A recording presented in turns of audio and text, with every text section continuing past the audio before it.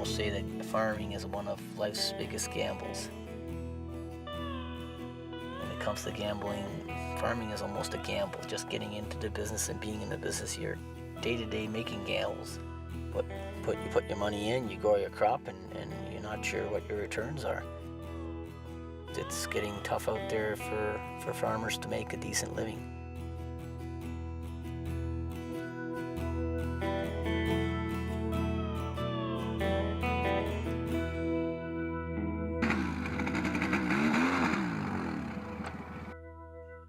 Yeah, I'm John Gorzo Jr. and I was born and raised in the Holland Marsh and been involved in producing vegetables for 38 years now.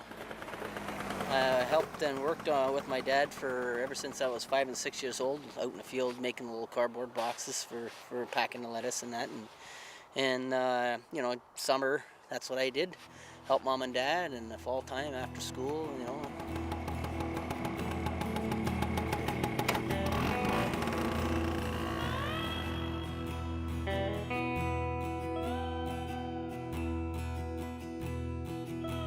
It's pretty much always been the family. We've had people helping us. We've had workers either from Bradford, and I guess in the last 10 or 15 years we've had workers from offshore come in during the summers. But for the most part, it's the family that runs the business, and we're the major factors, I guess, as far as the operation of the farm. I got married, and I actually married a professional farmer. I'm a farmer by practice, and she's the farmer by degree. And together we decided to carry on and stay in the business of horticulture or agriculture. And a lot of our customers that Dad developed, the smaller chains, were starting to get bought up by the bigger chains. And with seeing that, I said to myself, well, I think if we tried to focus on some specialty crops and niche market crops, right, we can still stay the same size and still supply the major chains. I started keeping my eyes open on different crops and new crops to start growing and introducing to the marketplace here. And slowly we became known as a specialty product supplier. Artichokes were traditionally found in the Mediterranean area. So everybody thinks of Mediterranean climate. We really have a very particular special climate that's suited for artichokes. It's what they call a microclimate. And in this Bradford Marsh, we have this ideal microclimate that these plants like.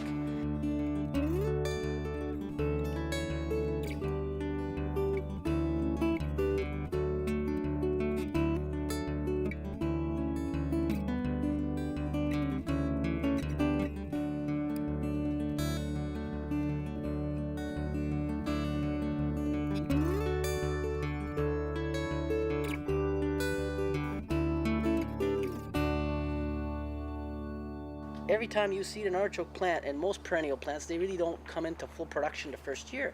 They only come into full production, even fruit trees, right? It takes them several years before they get into decent production. So what they ended up doing is they ended up simulating, it's called a process called vernalization.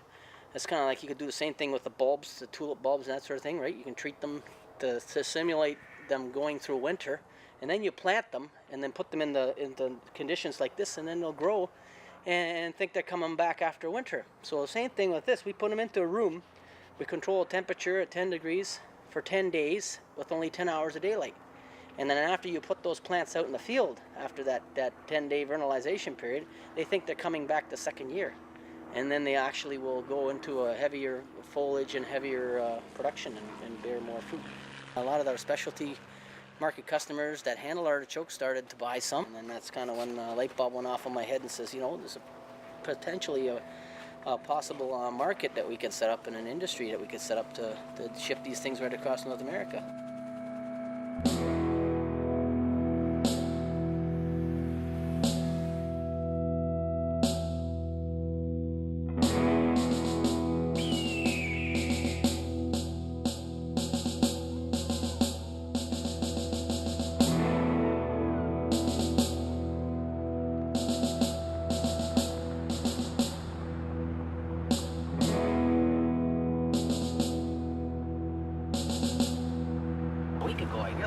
Everything looked good, the fields are nice and dry, and then all of a sudden, pow, we get some more snow, So, good accumulation, and fields are getting saturated with water. The canal level's up about 8 inches apparently, I was told. So, and that's a fair bit to go up in a space of a week. And even this guy, he's not really working. He's got his tractor set up there, but he's not really doing much, the neighbor. We're at a, as the military would say, a standby mode. Yeah. And, we're gonna go to one of the back fields that I rent, and when I try and negotiate the rent with the lady that I'm renting it from, I always keep telling her that, a quarter or 25% of this land is on a wet year a write-off. I can't use it. That's part of the nature of this type of land that we work on. It's the marsh type box. So you can see some of it's still a swamp, right? Some of it's still got the bulrushes and everything and haven't been cleared yet. You gotta let it dry up and be able to work it. If you can't dry it up and work it, you won't be able to put anything in there. Now I'm gonna take you guys to the artichoke field. I want you get you to see what we're dealing with as far as artichokes coming back.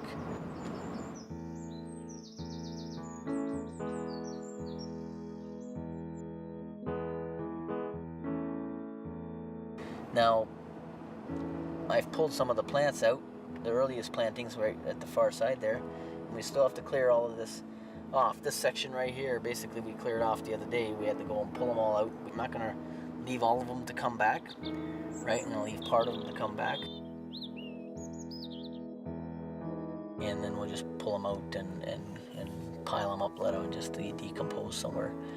And then we'll see what happens. We'll wait until about the middle to the end of May. If they come back, great. If they don't, we'll go in and plow and we'll put some late carrots in. That's all we can do.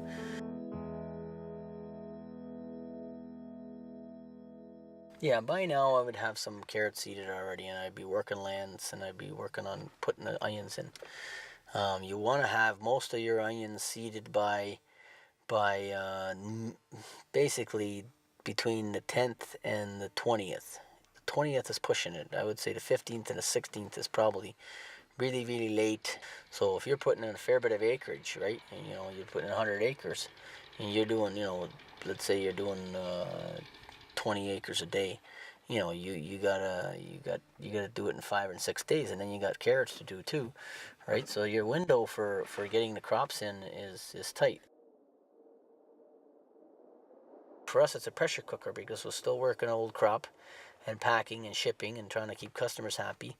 And when weather like this comes along and you're sitting there, 2, 3 days, 4 days, not being able to get out there to work the land, it's fine. We have other jobs to do. We can, fix pellet boxes, get equipment ready for later on, get harvesting equipment ready. There's jobs to do, but the problem is we only have a certain window during planting time that if you don't get certain crops planted by that time, they're not going to mature properly, and then you're running late. And then if you're running late and you have a early fall, early winter, then you pretty much are going to lose it out there.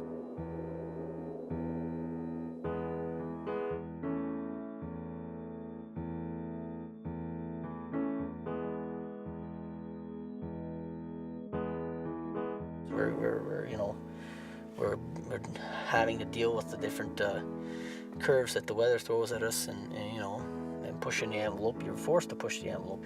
That you have to grow more to cover your costs. We're feeding the people, and I'm not sure if we're getting the respect back that we deserve for what we do. I keep telling the government, you guys should just pay us a salary and we'll run all these lands, and you guys handle all the operating costs, whatnot, to feed the people of this nation, and and at least we know we're going to make a decent living doing what we do. Last year the workers were over there in a trailer, and lunchtime, 10 minutes there, 10 minutes back, and I lost 10 minutes and they lost 10 minutes, and it's not the fact that it cost me 10 minutes, but the fact of what the lost production is during the course of the year if you do that 2 and 3 times a day.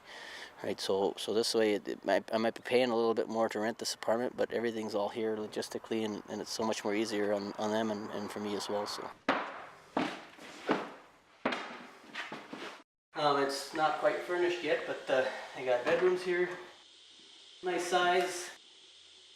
But this will be quite comfortable for them. They're living in a trailer, and trailers are okay, but they are a little bit cramped. The big thing is you know, it is a happy worker is a good worker. Check. Maybe 2 weeks. Let's see, the Minister of Agriculture came down and spoke back in March, and I was so disillusioned and disappointed in what happened is I went to Home Depot to pick something up. I saw an application there for a job, and I said, no, I'm going to fill it out. In my cases, anybody selling farms here is only going to sell it for a decent buck to somebody that's going to build a house on it or live here, you know? I mean, to sell land, agricultural land right now to some other farmer with the way agriculture is and you know, your ability to generate a profit and a decent living, no one really wants to be buying land. The new statistic is that all income for farmers comes from a source other than the farm. At the end of the day, every year they lose equity. They keep getting closer and closer to the bank walking in and pulling the plug, and them just sitting there with nothing left at the end of the day.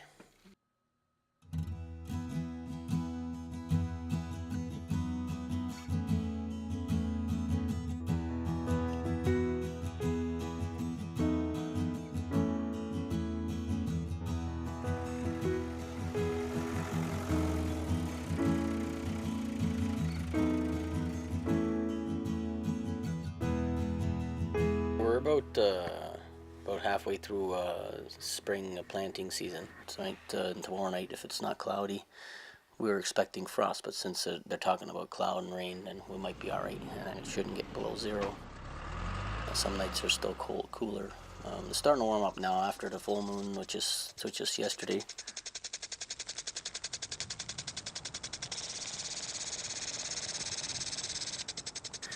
And we're getting close to the third week of May now. We're pushing the third week of May. And we're almost caught up. We've got a few things that we still have to get in the ground. Right where the seed is starting to dry out, and it might not germinate evenly. So the rain right now would be perfect. If it doesn't happen today or tomorrow, I got to put the irrigation, move it in there, and put some water on it. So.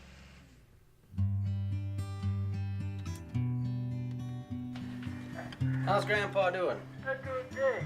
Yeah, Junior was down to visit you guys. Yeah?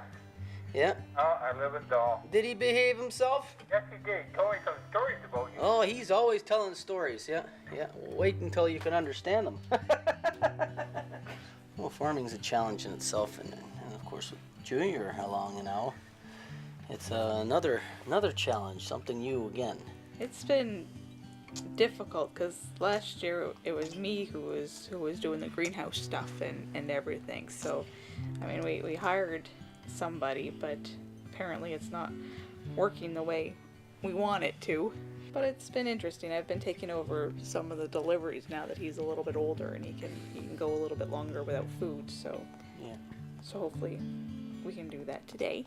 Yeah, last year we started the retail market, Square One Farmers Market, and so this year, he's going to be about 5 months, I guess, by the time we start.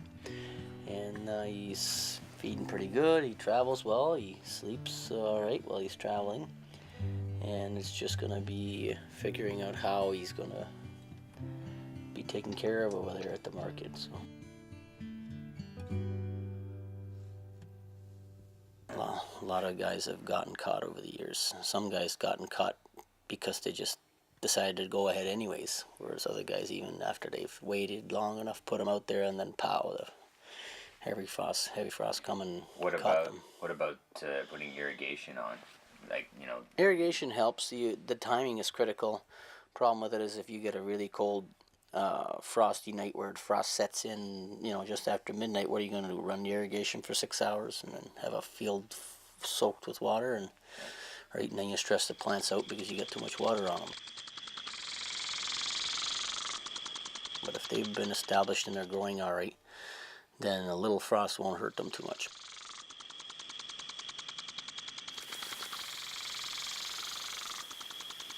Some irrigation systems out today.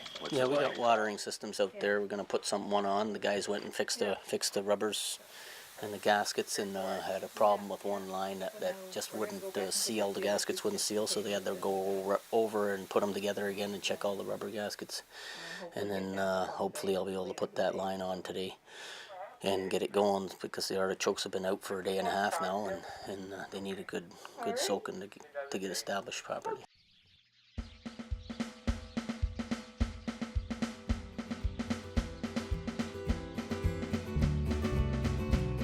Just last week while you were gone, we managed to negotiate and finalize a contract for some colored carrots, which we didn't know we were going to be doing, 4 weeks ago. Basically, they called me 3 weeks ago, and we talked and told them what I had to grow and offer, and I called the seed guy in California, and the seed was available, and the pricing was okay.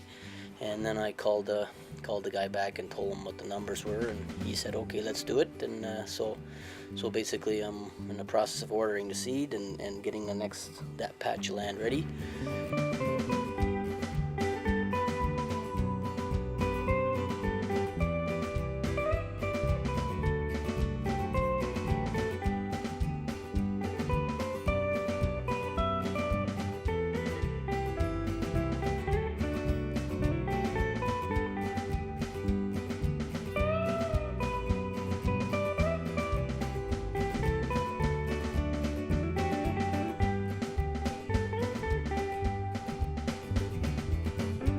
Still selling last year's produce, yeah, so it's gonna a double whammy. A lot of guys would want to have all their crops sold by now, right, and not have to worry about it, whereas some guys will just close the doors and not actually ship anything until after they finish planting.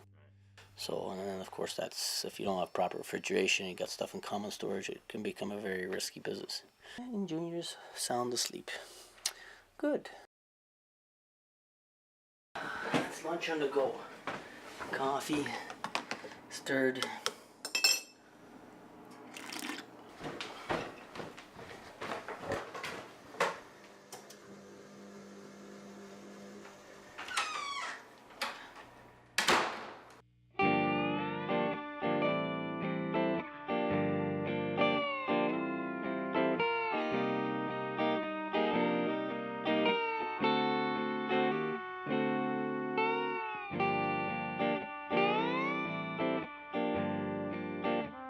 We're moseying along about, I guess, a quarter to a third of the way through the summer. We're July the 10th, second weekend of July.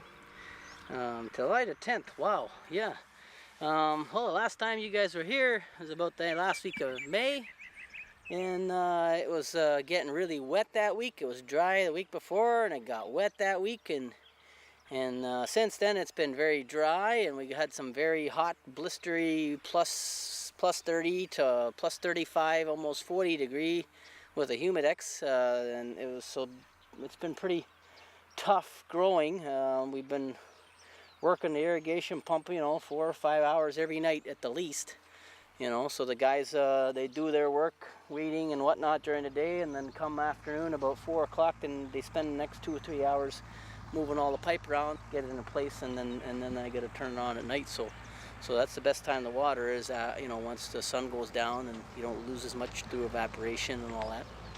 One day I promised them I'd come and visit them when I had a chance, when I was in Jamaica, but I haven't had a chance to go visit the Caribbean islands lately. Most of my holidays have kind of been work-related holidays and conferences and trade shows that I've been going to. You got a few nice farming areas here. Oh yeah, but I haven't focused on the Caribbean. Earl, make sure you don't let that nozzle hang upside down. Because what happens is it comes out of place. Do you check it every time?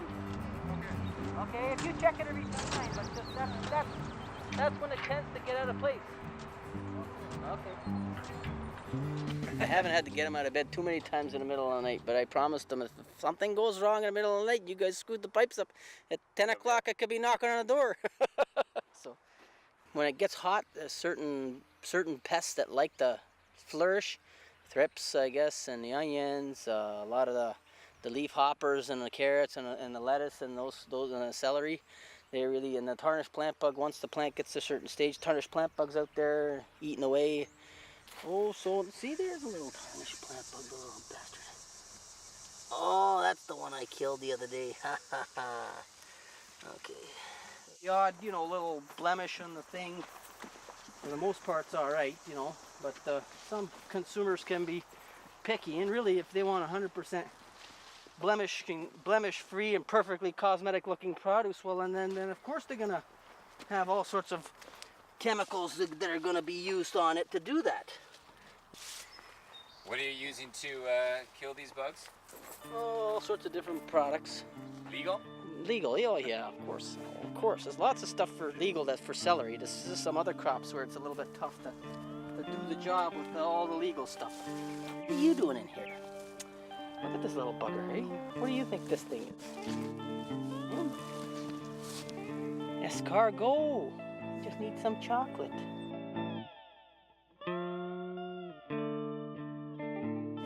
Check to make sure they're not alive. Sometimes they're on there, but you might have killed them the day before or the other day when you're going after them. Bugger. Hey, corn bug, see?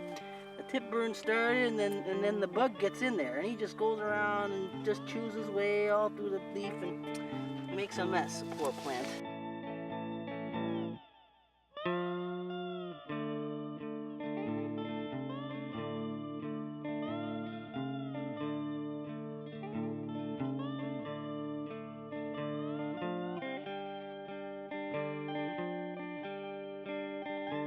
We're basically surrounded by water because the dikes, the roads around us, and the marsh here keep the water out because we're below sea level. We're below canal level here in here. So whatever different technologies of irrigation there is, it exists here in the marsh. The only thing that we're not all using rampantly yet is drip irrigation, but I know there's a few guys that are starting to get into that. The more water you put on the plant, the more you're creating the potential for the diseases to develop. So by going into drip, you can keep the water off the plant itself and the leaves itself so that the diseases don't get started. You can just put the water right onto the ground where you want it for the roots and the plant to grow. But when it's really dry like this, and it stays dry without any, nice rains in between, what tends to happen is certain soil types that don't hold water well, right, will dry out faster and become hotter, and then the crops won't survive. When the moisture comes, that's when I gotta put in my other products, like on this celery, not this celery, but on the next patches that are coming out, the carrots. The timing will work out good. We'll spray the stuff on, and it'll keep the weeds from coming up. So this weather, it's all critical to how your growing conditions and your challenges you're going to be dealing with throughout the summer.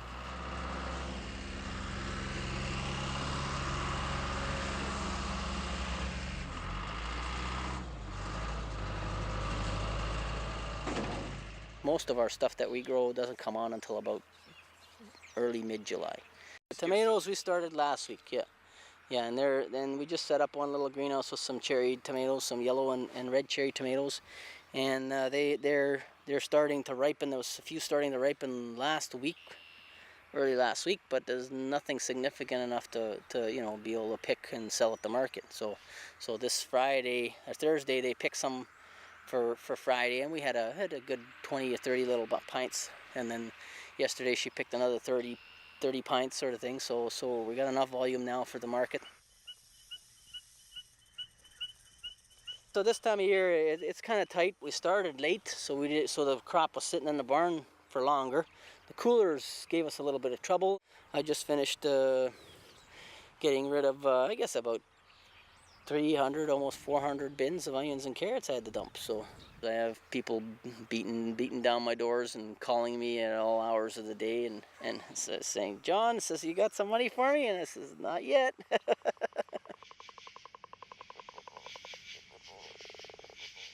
There's an artichoke in there, and if you go dig right down and bury down in there, look at it, there's a little choke.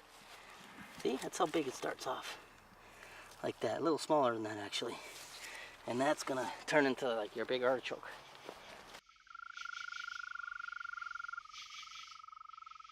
See what starts to happen if it doesn't have enough calcium? All the tips start to turn black, eh?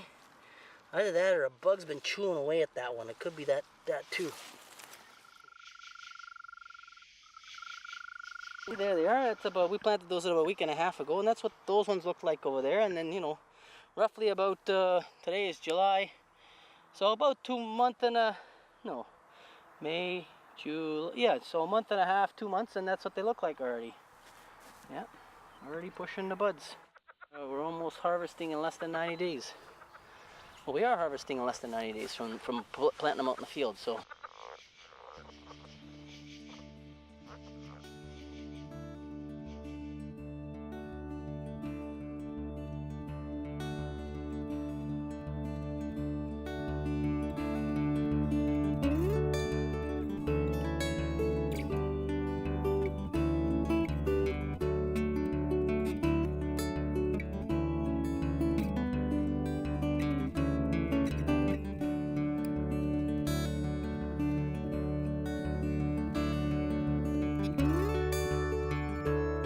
We're in August, so we're right basically in the thick of it still. Here's the future farmer. Eh? Yeah.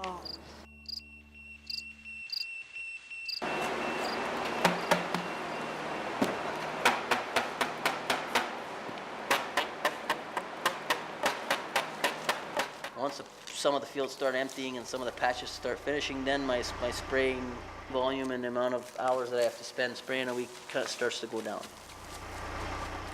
We're basically almost full throttle as far as harvesting goes. We're almost at point of chaos, as I would put it.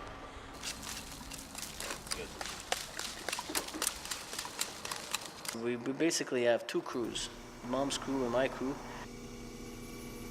There'll be 3 guys up washing, and then the other remainder of the 2 guys will do those odds and ends out there. Mom's crew will be split up doing 2 different things. They're pretty much all doing the major harvesting of the major crops. I don't like this tone. Hello? It's that artichoke guy in California. Right, yeah. And since the middle of June, we've had 30 days higher than 32 or 33 degrees here.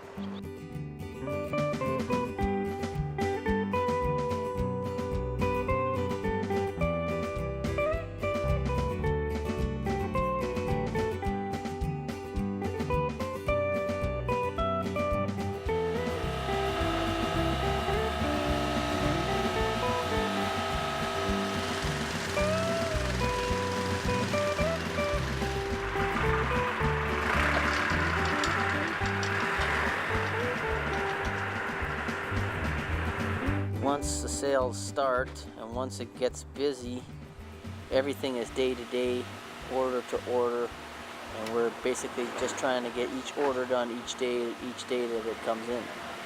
My motto is that if a customer wants it, you give it to him, because if you don't give it to him today, he's not going to eat it today, and what he eats today, he won't eat tomorrow. So you gotta sell what you can when the need is there, because after that need disappears, that's it. You're stuck with whatever it is that you didn't sell. But not only are we harvesting, but we still got weeding and other stuff to do, thinning of lettuce, weeding, you know, maintenance of the fields that are in the crops that are already there. They got a little weedy, and we're getting too close to harvest, and I can't put a herbicide on. They gotta go in and pull the big weeds out by hand, right?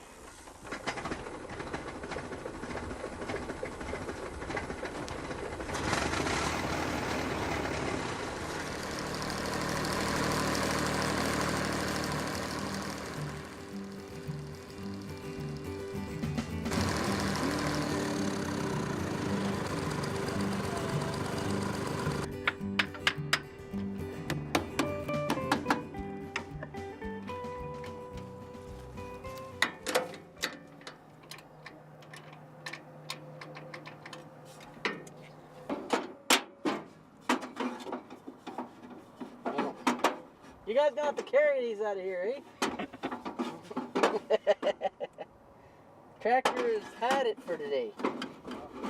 Doesn't like us. I don't know why.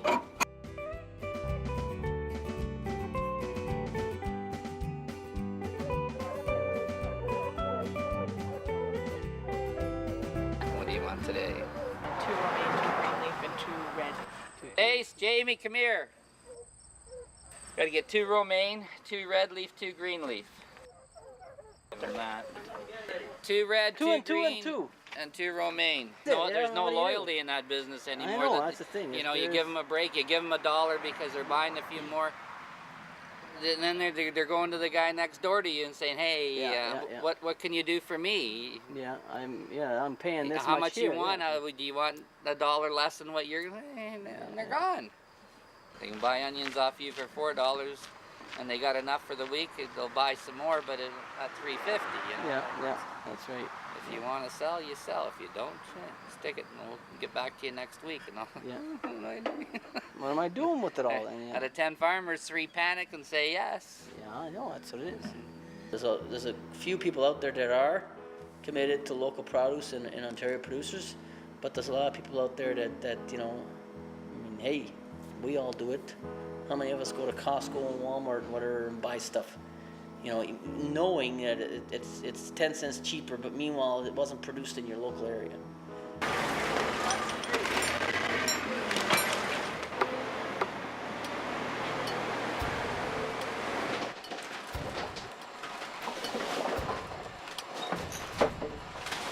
I'm packing mini cabbages.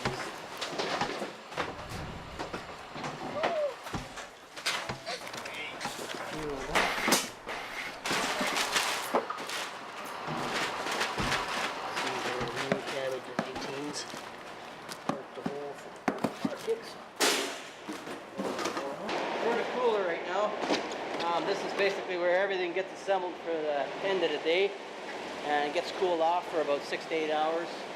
It's designed to take heat out of the vegetables fast, so I put them in here and they cool off before we load the truck in the morning, and then they head off to the market.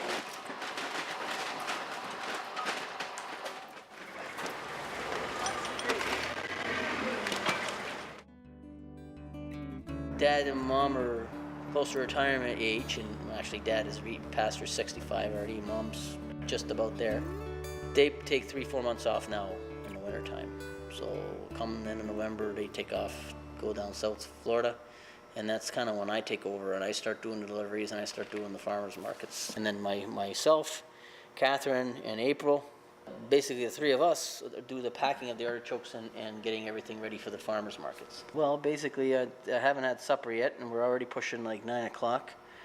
And so I'm gonna grab a bite to eat and fight off the sleepy eyes, and head back out on the tractor and start taking care of some bugs that are starting to become a problem in the celery.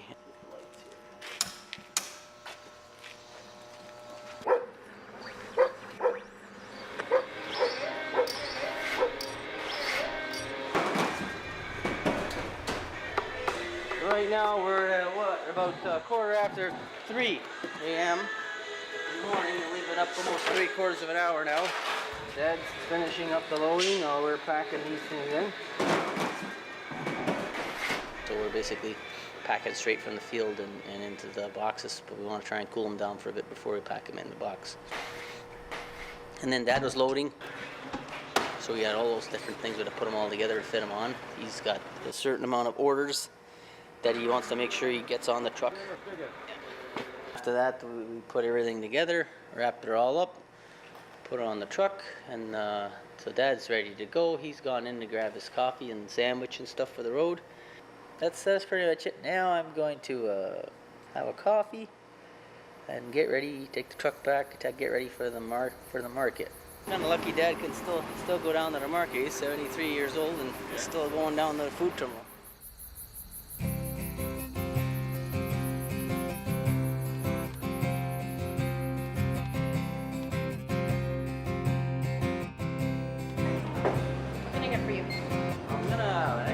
Coffee with lots of milk and 1 sugar.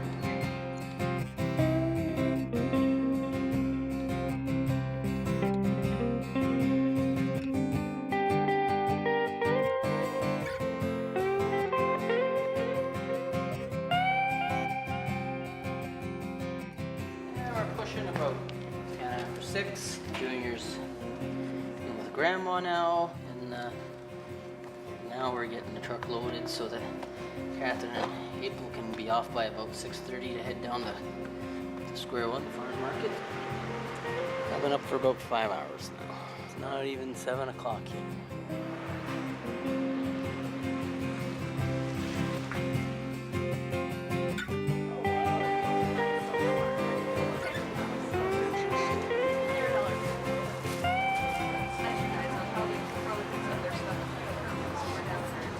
Yeah, I imagine they do. I prefer to go this way. The chef there likes to just, follow something. Basically, we do most of our sales in the morning. This year we're doing much better and not taking as much stuff back home with us. Like the chefs and the people who watch the food channel are awesome because they already know what these things are and we don't have to explain to them that no, that's a beet, that sort of thing. So. Say those ones are the best. Oh. Thank you.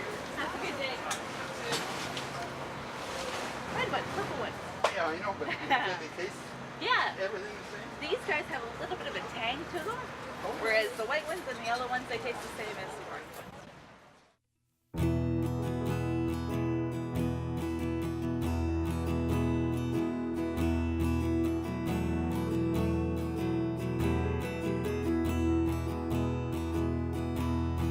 This is September the 2nd, Friday, the weekend of the long weekend. I'm sitting here babysitting my crops and harvesting them and trying to make a living.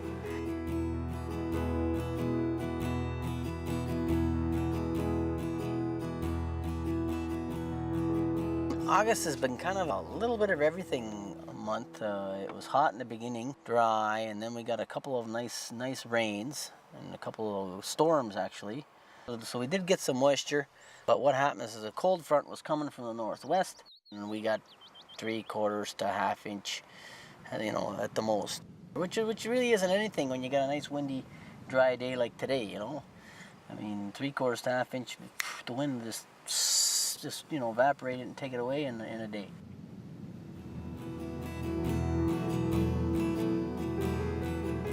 It's bad today. Windy. You all right? Oh yeah. Yeah, can you see? Oh yeah, just get to my... Is it back. tasty? Oh yeah. You end up eating it too. We rely on workers from Jamaica and Mexico and Trinidad, the offshore workers, to help us with the harvest. Let's see where these guys are. On the far end of the field. We're gonna drive down. I guess we're gonna drive down.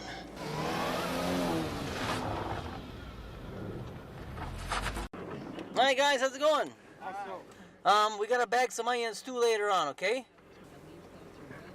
Well, we'll see. Maybe you guys all have to go and cut, and then we'll bag our onions afterwards, okay?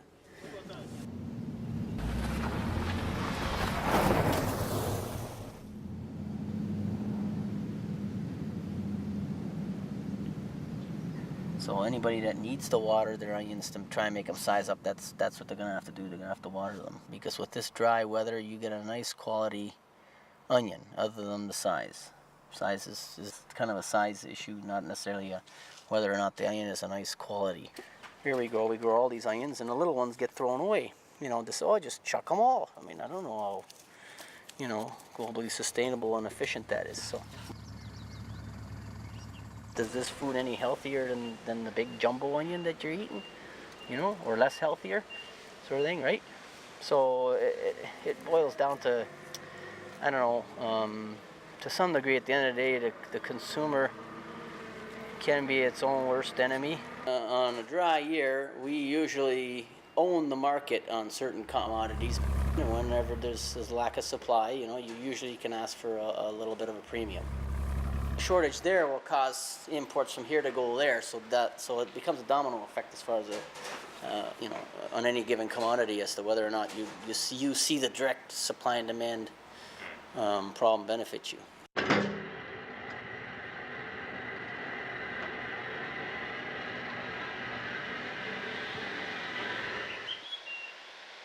We're growing fresh vegetables, and we're basically growing them throughout the season and in multiple stages for a certain customer.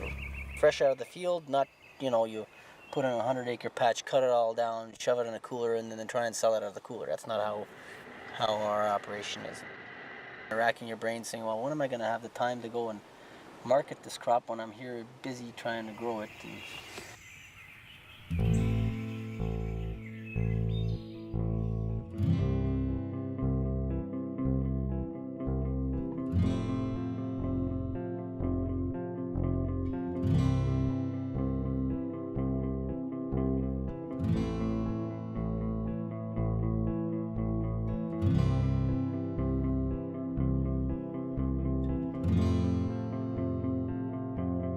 And started off pretty rough as far as weather-wise goes.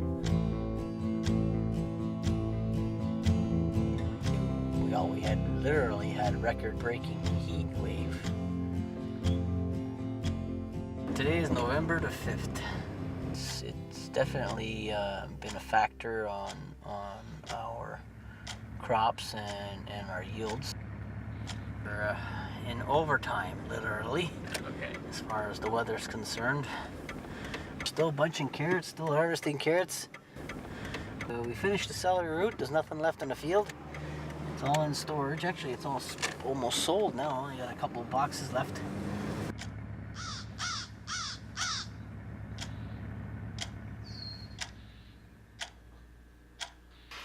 My processing guy called me for the colored carrots, the red and the purple carrots, and I had to tell him I got no red carrots because I had 7 acres planted and they all pretty much came up so thin. There was one carrot here and another carrot 3 feet down the row there, and I said I had to disc them in. So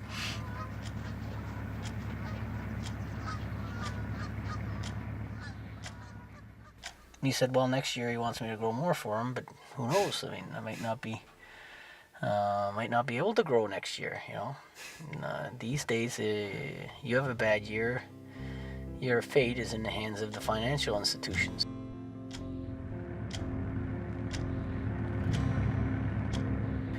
Right, so we're pretty much, you know, caught or stuck.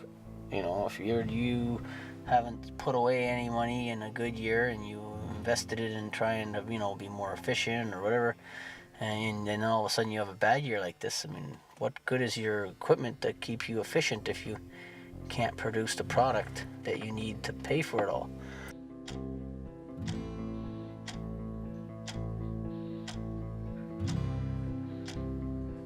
This has been an interesting season. You know, we had a great crop, lots of crop in storage last fall. Everything was looking good. Sold my property that I invested in 15 years ago in Florida when I was a little kid. And no, everything was looking really good, and then wham, we got a year like this year, and you know, basically to explain it, it's from glory to bankruptcy in less than 6 months almost, because it's that bad. If we wouldn't have sold those properties, we wouldn't be able to pay our bills. Basically, I'm just gonna lay down for about 10 minutes until my headache disappears. If it doesn't disappear by the time I finish eating, and then I'm gonna head back out there.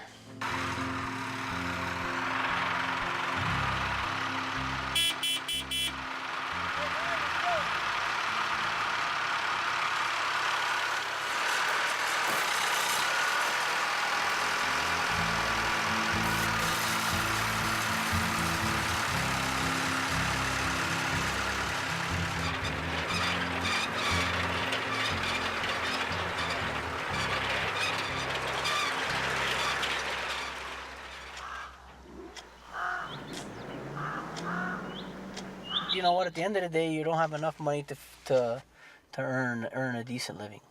So that's what it's boiling down to. That's what I realized, and you know, and I'm, you know, my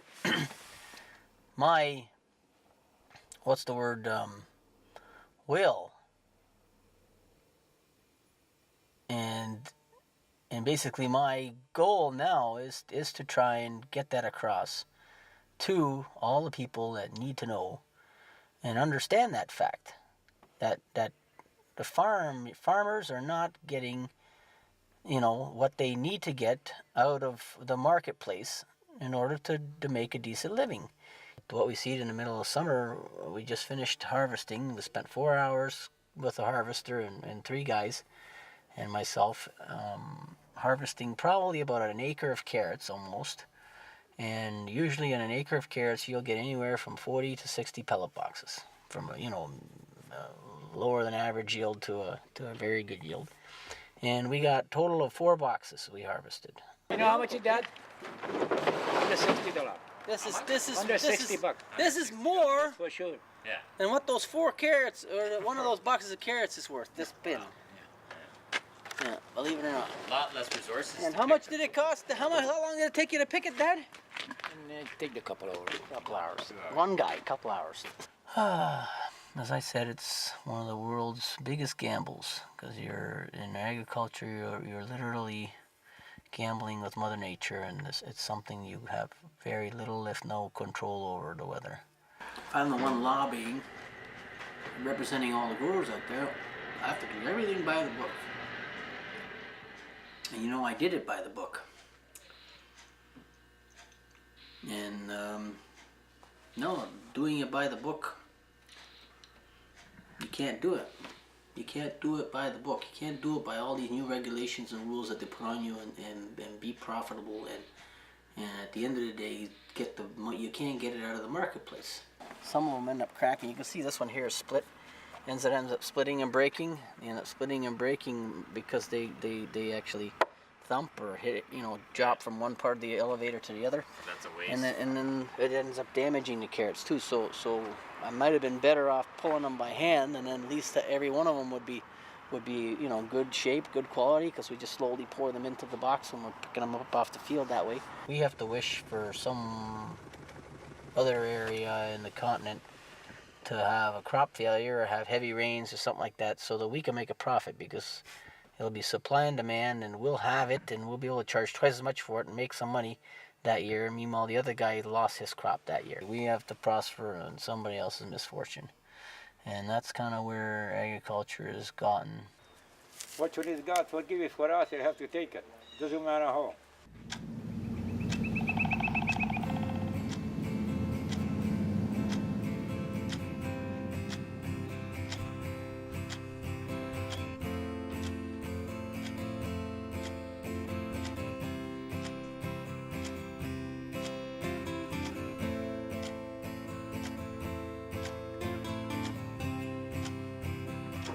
That's the money.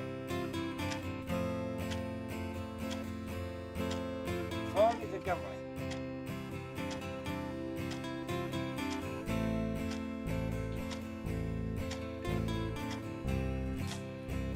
And here I am at the end of the year actually having to go and get a job as a result of,